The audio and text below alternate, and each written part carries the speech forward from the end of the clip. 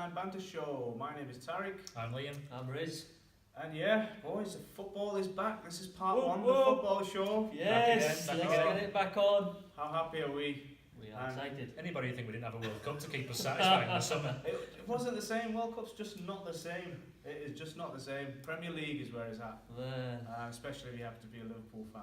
Oh my Boo! God. Liverpool and City fans. Boo!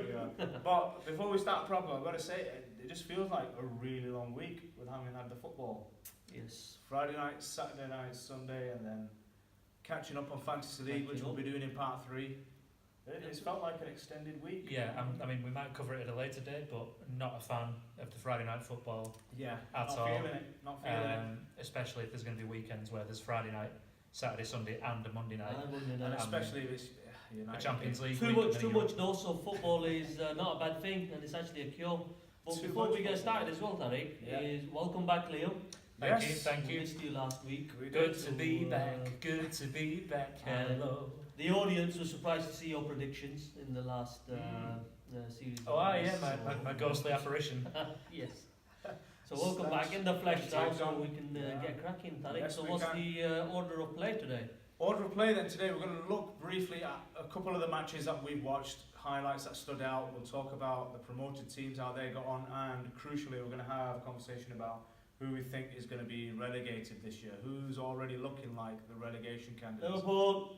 Because we've spoken about our top 6, we'll look at the bottom. But before we do, just a nod again to regular contributor now, Alex McDonald. Alex, how are you? Getting in touch every week. Thanks again, Alex, who said, to make the point of all my top 6, apart from Arsenal, as he predicted, won. Yeah, so well done. Fantastic, Alex.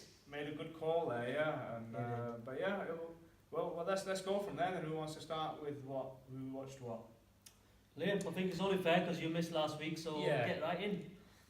Well, yeah, boys, as you know, my social calendar has gone through the roof this week. So I have boring 6-week holidays apart from this week. The lads, I've been stressing them out.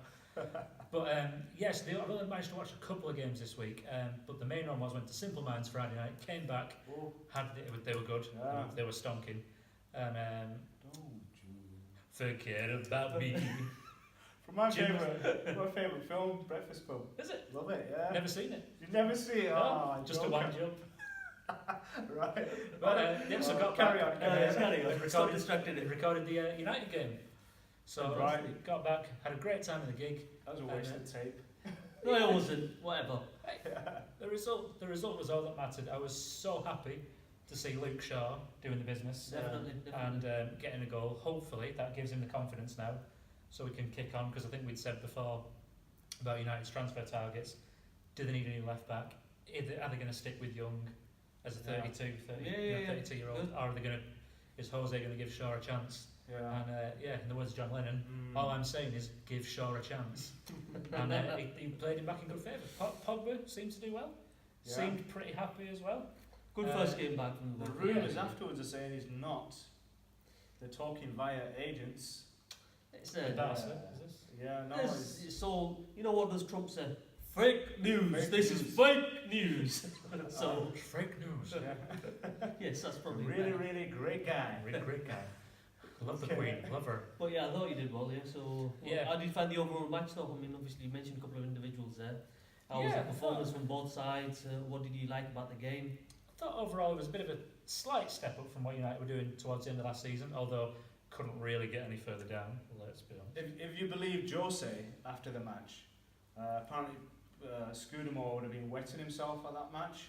Yeah, why not? Yeah, you know, because did you not hear his comments? No.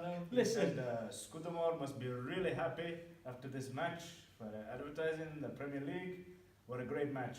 You know, it was a decent game. Listen, it was a decent game. It was a good way to start off the Premier League, in my opinion. Anyway, I think the pundits were quite pleased with the starting of the season, so not bad for a Friday night. Well, I hope so. They had to cancel the Friday night out to go and watch the football match. Not bad for a Friday night. Yeah, for Leicester as well. I mean, I thought they might struggle this season with no Mahrez. Because the Mahrez-Vardy combination, but Vardy proved that he is probably the best poacher in the league. You could say it's a lucky goal, but he was in the right place at the right time. Yeah, he was waiting for the mistake.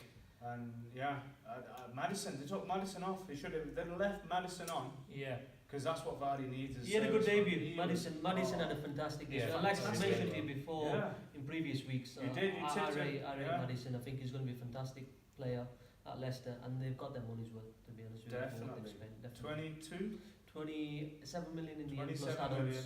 It's not Plus bad. add-ons. Bargain. Not bad, yeah. Well, yeah. Considering this day and age, the market, we're in, Yeah. definitely.